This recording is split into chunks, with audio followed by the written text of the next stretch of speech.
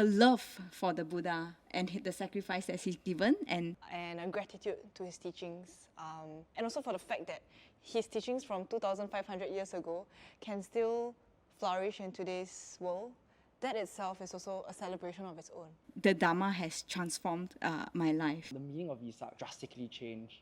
It was from taking to becoming a giver. Happiness is always defined as having more and more choice. But actually, in the Dharmic sense of way, happiness is really having the freedom from choice.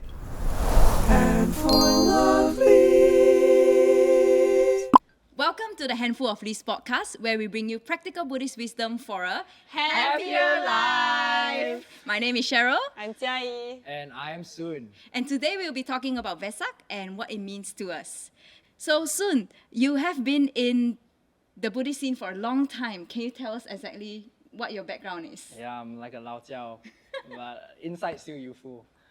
So I spent my entire life as a Buddhist, or what we call agnostic Buddhist, right?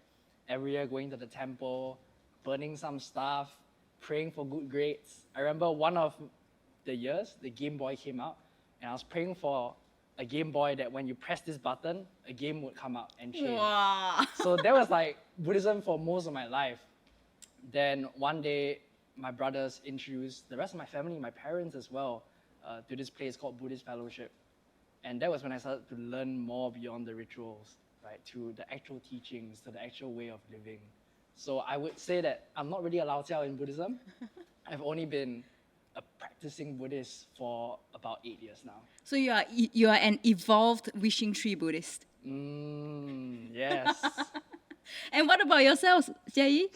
I also, a bit similar like Soon, I grew up being a agnostic Buddhist, always praying to the Buddha before my exams to help me pass it, or like competitions, please help me get a good medal. But only like last year, where I started to learn a bit more about the teachings, and got a better understanding of Buddhism lah. Yeah. So you are the 临时抱佛脚 Buddhist. Yeah, totally me. So for those who don't understand, yeah, that one is the last minute hug the Buddha's feet Buddhist. Poppy. Poppy, guaning ma Poppy. And for myself, I have been a Buddhist for maybe 10 plus years. Wow. And it was when I was very stressed during my exam periods, and then I just randomly went to a temple because they had free Wi-Fi and free aircon. No way, you didn't know. So I'm the cheaper Buddhist. Okay, so tell me more. What was your first experiences of Vesak, if you remember? Well, that we go back many, many years. I can't really remember a specific Vesak because I've been going for these events for a long time. But what I recall very vividly was coming to Vesak because there were a lot of pretty girls. Don't tell my fiance that. Keep that in the edit. So, but I think what Vesak means to me, it's your community of your friends, your family coming together for a common good, which is living a good life just as the Buddha had done. And when I was a kid, I remember training for a dance performance so that we could, propagate Buddhism. We would play songs. We would have activities like there's this activity where you throw a ball, and then if it hits the thing, you go down. So we had all these fun activities. The dunk into the water dunking, one. Yes. So that was my childhood, like really just coming together with friends and just celebrating a good day, right? In the eyes of what Buddha did, and celebrating what he did, what he propagated, and how he lived. And do you find anything similar on your side? I didn't really have that friends part because I don't celebrate friends with Buddhism. No, I don't celebrate. I don't celebrate Buddhism with friends. Right. But it has always been a family thing where every year during Vesak, we would go to like Komingsan, Pakosi, and then we would do like 3 steps, 1 bow, and then maybe like Yufo, bathing the Buddha. Yeah. And I think those activities like kind of bring the family together and make us like a bit happy on that day lah, just to celebrate the holiday. Yeah. Actually, my experience was a lot closer to Jia Yi's one, where we also went to get all the very fragrant flower water from the Yu, and then I would collect it and I'll just shower the next day because it smells so good. Yeah, and of course the free food. But my experience was a lot more with my family, not so much with friends, and yeah, I just remembering just not understanding anything, but just getting bags of fragrant smelling stuff. They steal the flower. No, they gave it to us. Maybe. Disclaimers. Yeah, but how? 5%. So how do you tell your friends? Like over the public holiday when you go back to school, what do you tell your friends that what do you do over the weekend as a Buddhist? I say I go bye-bye. Yeah, then maybe I will share that I just go for 3 steps, 1 bow. But I don't really know what it means. I don't know why I'm doing it, but I just feel happy that I do it. So there's no reasoning behind it. It's just like, oh, I'm doing it just cause. Yeah. Actually, I quite agree with DIE as well. Your question kind of took me a step back. I was like, actually, yeah, we don't really do a good job of sharing what Vesak is, what Buddhism is to our friends. So because that never crossed my mind, we just take it as a public holiday, right? Just like, okay, yeah, have some fun, go to a carnival, raise some money, donate some food, and okay, next day back to normal. Yeah, so I think that's a really good question, Cheryl. Yeah. So it seems that in our Buddhist practice, we all have evolved. We have learned a lot more about the Dharma. So at this point, how would you explain to your friends or even your loved ones meaningfully what does Vesak mean? I would say Vesak, it's really about coming together to do a common good. So there's so many things that you can do on Vesak Day.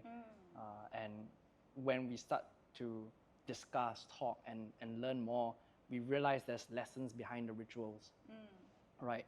The bathing of the Buddha, what does it mean? Offering of flowers, offering of incense, coming together to give food to the temple, to the monastics, or to do some charity work as well. All these meanings is to help us let go, is to renunciate, is to think less of ourselves. Because we give a lot of examples, right? I came for girls, you came for free Wi-Fi. Jia Yi was a bit more wholesome. Okay, I mean studies, right? So it's this constant Vesak. I think sometimes because of a lack of education or a lack of discussion, right? It becomes a day where sometimes we start taking.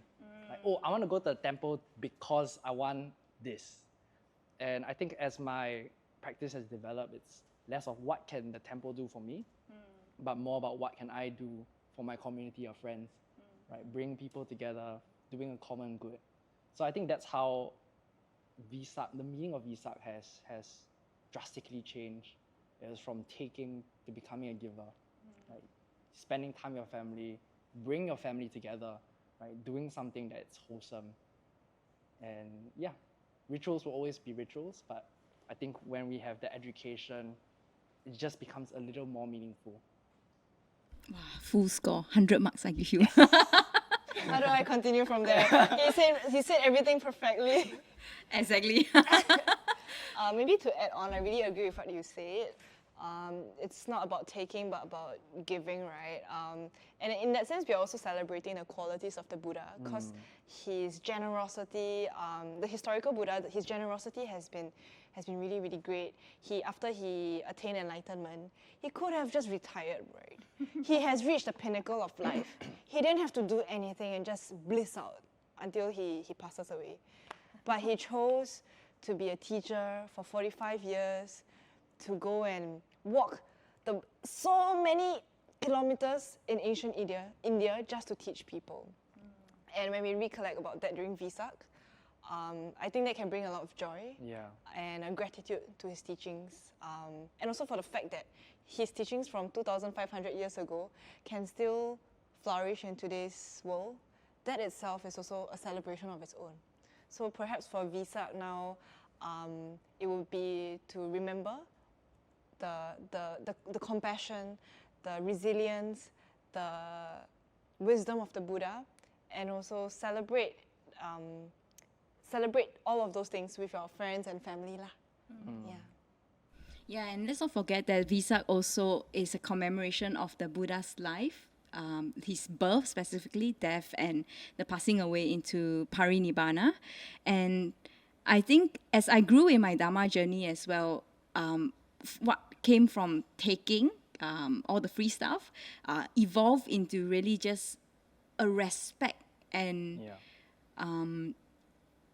a love for the Buddha and the sacrifice that he's given, and a reflection of how the Dharma has transformed my life. Yeah. So on these days also, I make it a point to honor it the way the Buddha wanted, which is not, of course, flowers, fragrances are all beautiful ways of offering our love. But the Buddha always wanted us to offer our practice. So I always use these days as a day to intensify my determination to practice the 8 precepts and to practice the meditation, listening to talks, and giving. So that it's sure ritualistic to a certain extent, but it's also very beautiful in the purification of the mind. Yeah. Actually, I did have a question. Maybe like 8 precepts can be seen as like, oh, you're just adding extra hardship to your life. Life is already hard already. Why do you want to take away entertainment from our life? But then why do you want to do this? And why do you do this on Vesak Day? Why did the Buddha even give us restrictions in life? Why are we celebrating the fact that he's giving us restrictions? Oh, shit. Sorry, just playing devil's advocate here. I think that's a really good question, Jia. I think we have to go back to understanding the 5 precepts and the 8 precepts. So the 5 precepts are non-negotiable by the Buddha, right? So die, you have to hold on to it, because those are the things that will protect you from going down to, I guess, lower states of mind and lower states of even like realms, right, in the next rebirth. But when it comes to the extending 3 more precepts, which is no sexual conduct, no beautification, no entertainment, and no lying on high luxurious sleeping places. So for that, it's really, one more, right? No eating. No eating after afternoon. And all of this is nothing to do with morality. Like, it's not immoral to eat at night. But it's more about the sense restraint. And the point of that is because the Buddha wants us to practice going against our likes and dislikes. Because in this world, there's nothing that we cannot get everything that we want. So the less we are attached to the things that we want, the less suffering we'll have. So going against our craving by these methods is really, important for us time and time again. I'm actually not sure. Soon, do you know if the Buddha actually asked us to practice 8 precepts on Vesak? I don't think so, right? So the idea of practicing 8 precepts came about when people came to the Buddha, because there were so many other religions during the half moon and the full moon day. They're like, wow, Buddha, look at them. They're like doing something extra. How about us? So there was actually no meaning to those days. And then Buddha was like, okay, yeah, let's give meaning, right? Giving meaning is important as well. So he's like, okay, yeah, this is a time where you can intensify your practice. Instead of 5 precepts, you can do 8 precepts. For some people that follow the Chinese Buddhist way of doing things, they eat vegetarian on those days. So once again, it's a day of wholesomeness. And Jia, to answer your question, why do we have more restrictions in our life? I think that goes back to the idea of how the material world works, where whatever is comfortable is good for us, and whatever is uncomfortable is bad for us. But is it really the case? I was reading a study done by IMH in Singapore, and almost 1/3 of 15 to 35-year-olds in Singapore, they are feeling more empty, they're feeling more tense. There's all these negative feelings, and one of the reasons is social media. And what social media does for us is, at any time I can get a dopamine hit, right? And that's comfortable. Like, I just want to break, I just want to relax. Okay, swipe. But is it really good for us in the long run? So there is benefit to restraining our senses. There is benefit to restraining what we do. And all these things have actually long-term benefits. So for example, right, a lot of people think, wow, Buddhism is like sitting on a hillside, where it's peaceful and like, but when we practice it in our day-to-day lives, if we are mindful day-to-day, moment to moment, we become better people. We're more aware of what goes through our mind. And when we're more aware of what goes through our mind, we're more aware of what comes out, right? Body speech. So restraint is beneficial, right? Especially, once again, once you understand the reason behind the ritual. And a lot of times in our modern society, I think happiness is always defined as having more and more choices. Yeah. You get to, get what you choose. But actually, in the Dharmic sense of way, happiness is really having the freedom from choice, Beautiful. where you are free from your likes and dislikes, and you can still be content and happy, whatever it is. Yeah. Wow. That's beautiful. No, I completely agree with that. You know how I talk about how when we didn't have a good understanding of Buddhism, we came in as takers, right? Wi-Fi, so on and so forth. You're never gonna let it go, But then once we start understanding the true Buddhism, we start to let go. And one of the things I let go of over the years was strong opinions. I would get into fights. I would talk people down. I even made someone cry. Yeah. How could you? I know, right? So I was very sharp with my words. And I think what the Dharma, what Buddhism has taught me was to let go of those views. And because I can let go of these views, I can have different conversations with people from different faiths, different perspectives, and I can still treat them as a human being that I care about. So I think that's, to me, the idea about renunciation, once again, is really about letting go of this, I am important, my views all matter, right? Because when you lead a life that is so focused on me, and I, there's a lot more suffering. Yeah. Nice. So I guess, the question then is, with these reflections that we have, that Vesak sparks in us, Yeah. how do we, or how do you bring that into your daily life? How does this spirit of Vesak, right, like to put it in a weird way, manifest in your everyday life throughout the year? And yeah, I'm also curious to hear from you. Yeah.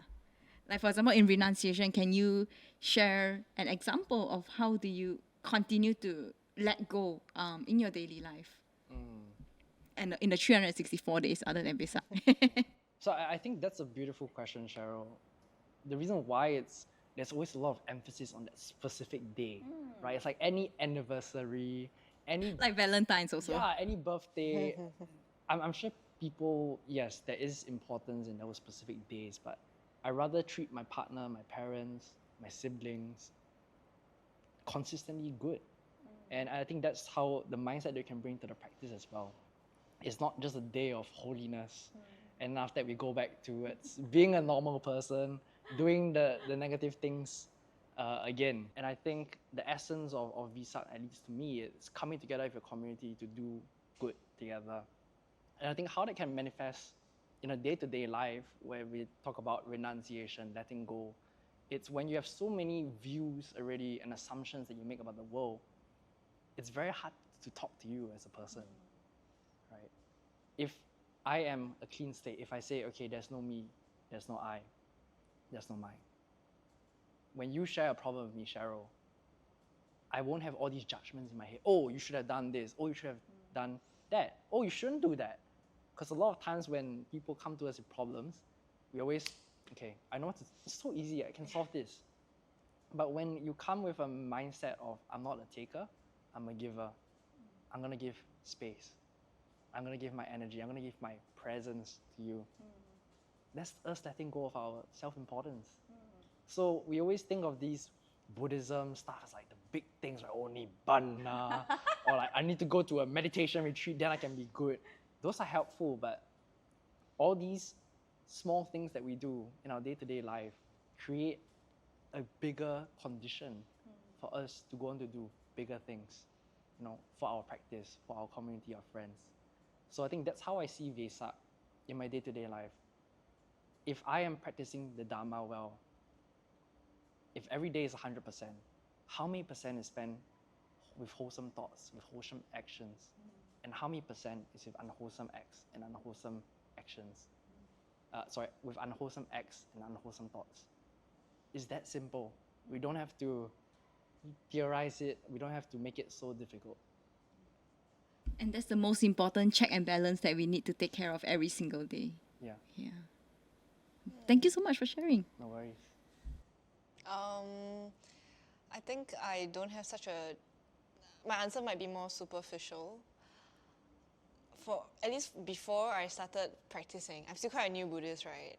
But before I started practicing, I just saw Vesak as a day. Oh, Buddha came into the world. Oh, Buddha got enlightened, which I don't actually know what it meant. Okay, yeah, shower Buddha, yay, fun. Oh, 散步一拜. Oh, okay, Buddha very great, right? So I just, yes, respect. But after learning a bit more about Buddhism, the life of the historical Buddha, the things he taught, you develop gratitude. I developed gratitude to his teachings because it has helped me through times of difficulty. It has helped me to shift the way I see the world in a more skillful way, which means that I actually feel more happy in general.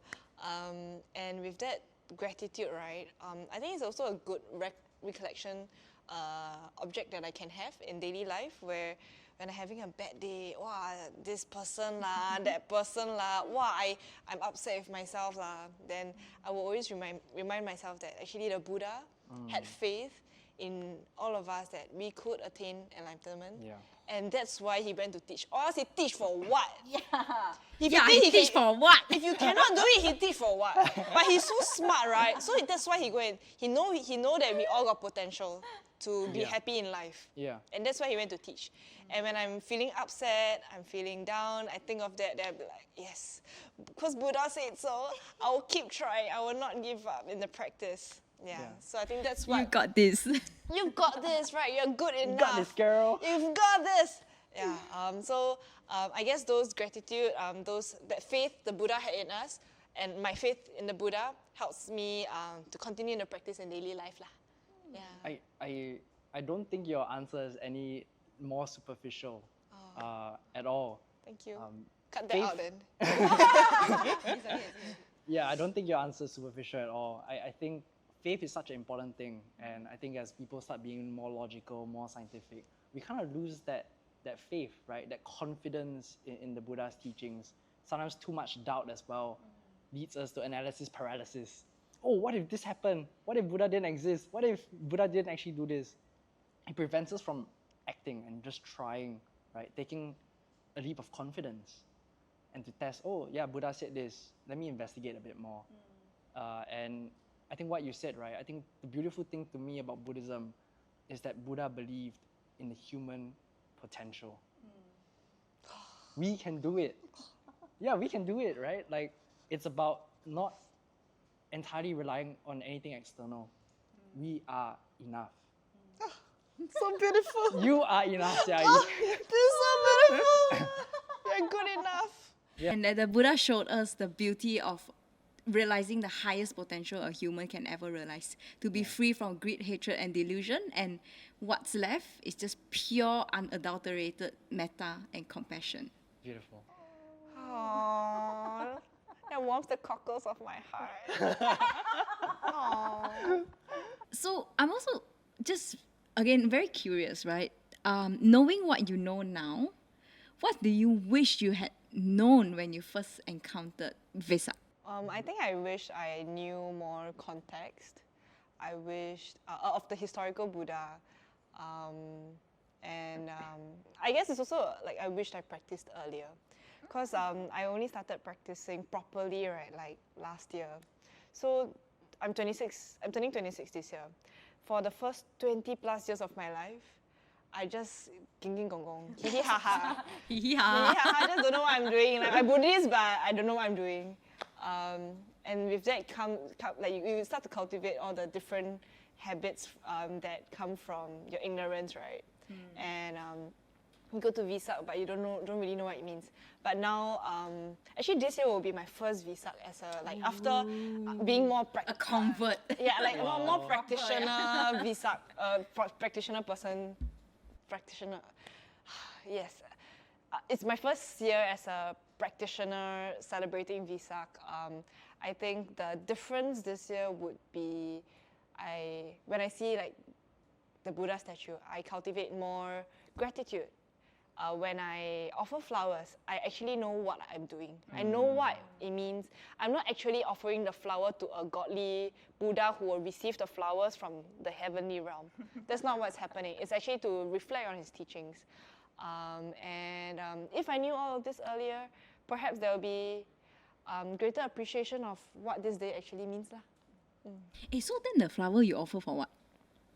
Cause flower nice ma. You Valentine's, you buy flower to your girlfriend.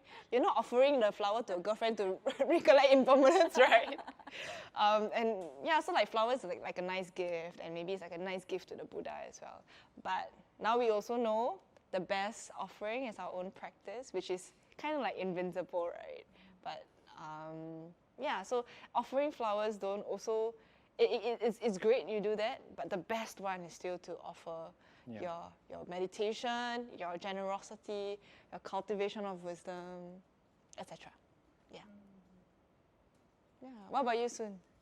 I completely agree with the idea about context. I think whenever you talk about faith, there's this story that has stuck in my mind. It's about Buddha with his supreme eye. He saw that there was just one person in a distant village, many kilometers away. He said, this person is ready to hear the Dharma. And he trekked all the way, hundreds of kilometers. He didn't fly there. You got no supreme wings. He trekked all the way to go to that village just to speak to that one person because they were ready and willing to listen. During that time, there was no bus, no MRT. They don't wear shoes also, right? Yeah. No shoes, right? I don't know. Okay, sorry. Take that out. It's fine. Yeah, but no aeroplane, no bus, no EasyLink card. And it's India, so the road is like next level one. Hot, They just went on pilgrimage, so they would know better. So, wow, like, who would do that? Right, to put your physical and possibly mental, as a normal person, right, states at risk, just to help that one person. And I think when I heard about that story, the sacrifices that Buddha has gone through, I'm just, wow, like just saying it now also makes me feel emotional because of the compassion he had, because he wanted to help those with little dust in their eyes, those who are ready and willing to listen. And I think this also speaks about what Buddhism is, right? We're not here to make everyone Buddhist. We are here to speak to those who are ready to listen, who are willing to have a chat, to find out more. And I think that's the spirit of at least for me, being a Buddhist, is that investigative spirit, that spirit of questioning and trying to find what truth is. So I think having a little more context when I was younger, I would have appreciated more. I think a similar example is sometimes our parents say, hey, be nicer to your grandparents, you know? And you're just like, but why? They're old people. Right? Like, I used to fight so many times with my grandma. But if only I heard a little more about how she lived her life, how she sacrificed her youth, you know, to raise my mom, I would appreciate them more. So I think it's going back to, you know, what stories are we telling our friends about what Vesak is, about who Buddha is? Is he a guy that just flies around? Or is he someone that really cares about those who are ready to listen, ready to practice? How about you, Cheryl? Arrow. But thanks so much for humanizing the Buddha and reminding us that, you know, there is so much behind the rituals that we do, and really remembering the significance of that as well. I wish I knew the Buddha more than just a statue. So I wish I understood him more as a human being. Yeah, because my understanding of the Buddha for a long, long, long time until recently was that he's just this really, really, really, really zai person. It's like way beyond my human abilities kind of vibes, you know. But if I were to understand him that he had his struggles, he even got married, had a kid, he had to suffer with backache, you know. Like if I could relate to him in that way, I think, yeah, the Buddha would have come way more alive than, yeah. So that's my take. Yeah. That's beautiful. That's beautiful. Wow. Imagine like your cousin Yeah. or like your, I don't know, your uncle who got married and then just left the house and then came back as the enlightened one. Wow. And then it's like you could imagine him as like your best friend because he's the nicest person on the earth, in the world. But he's also like a super wise person.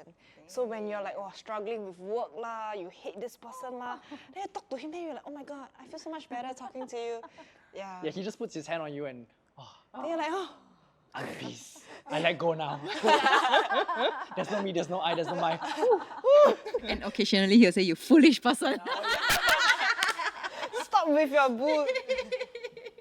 I've never said that. Okay, so I think maybe to end this episode, what is your wish, what is your aspiration for Vesak this year? Awkward silence crew. I think that's the toughest question yet.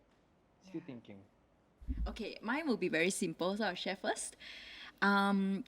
I'm starting to look at all the days as the same, you know, every day is just the same in that sense that I wish that I will continue to put in the efforts and conditions to make my wholesome qualities increase and my unwholesome qualities reduce. And to keep doing that in every life until, yeah, one day I'm purified in my mind, body and speech too. Yeah. Nice. Okay, actually then that reminds me, I remember last year, 31st December to 1st January, everyone will be celebrating, oh, happy end of 2024, let's welcome a new 2025. And it's like a big thing, right? Every year, New Year is a big thing. But actually it's also, it's just a human construct. It's just like how we perceive the day, but the day is actually no other different than any other day. Vesak itself could also be seen that way. It's a human construct. But why is this human construct important? It reminds us of the qualities of why we are practicing Buddhism, of why Buddhism is important in this world.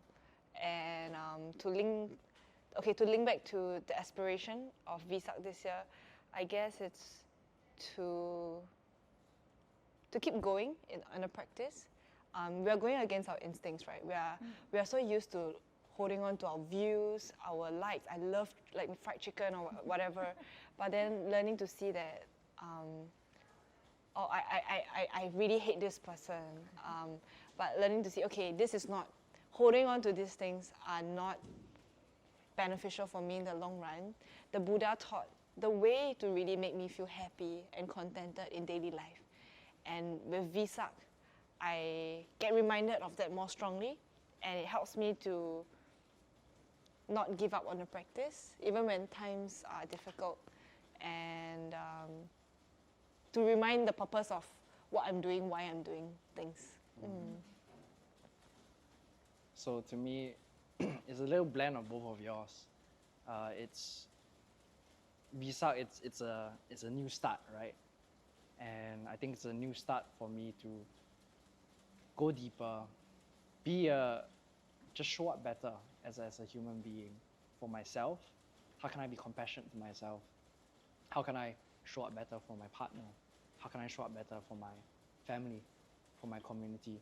How can I let go more and more of my views, of what should be or should not be, and also aim towards creating conditions for more wholesome encounters in my life. And when I face unwholesome encounters, how can I let those go as well? So I think that's my aspiration for this Vesak. It's kind of to keep the good fight going. Okay. Yeah, thank you so much. I've learned a lot from both of you, and it's given my Vesak a new meaning as well. Please feel free to comment below. What does Vesak mean to you? And yeah, stay tuned and see you in the next episode. Thank you and bye-bye. Bye bye.